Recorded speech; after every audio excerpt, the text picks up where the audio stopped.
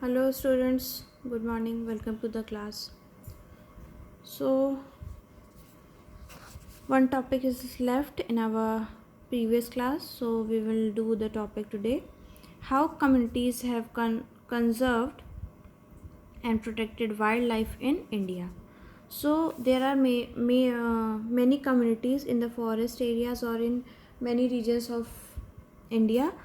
They also came forward to protect and conserve the wildlife and forest in India beside the government.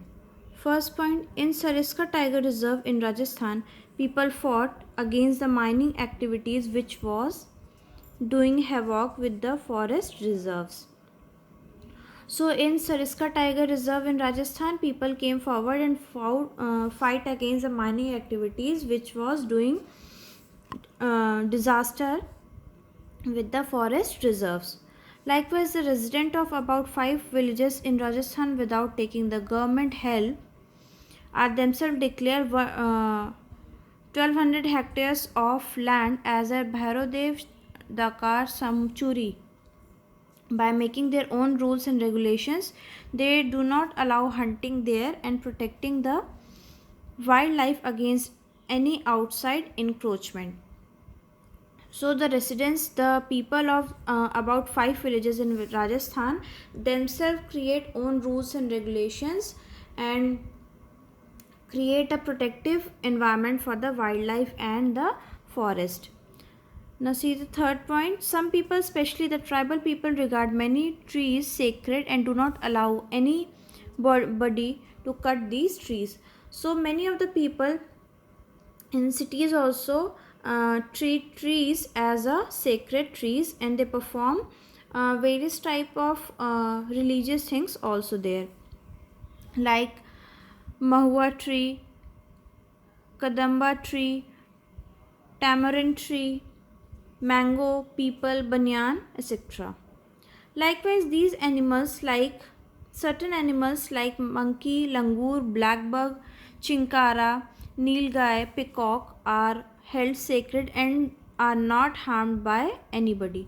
So, likewise, trees as declared as sacred trees, some animals also are held as sacred and not harmed by anybody. Then next is the Chipko movement in Himalayas. You all must have know that what is the Chipko movement, as described above, has successfully resisted deforestation. So this movement is for the cutting of trees, and through this movement we can stop the community people stop the deforestation. The joint forest program has involved the local communities, especially in Odisha, in the management and restoration of degradation forest.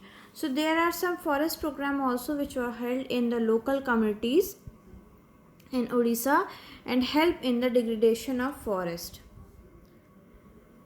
Farmers and citizens group like the Beej Bachao Andolan in Tehri Mavdanya have shown that adequate level of discertified crop production without the use of synthetic chemicals are possible and economic viable.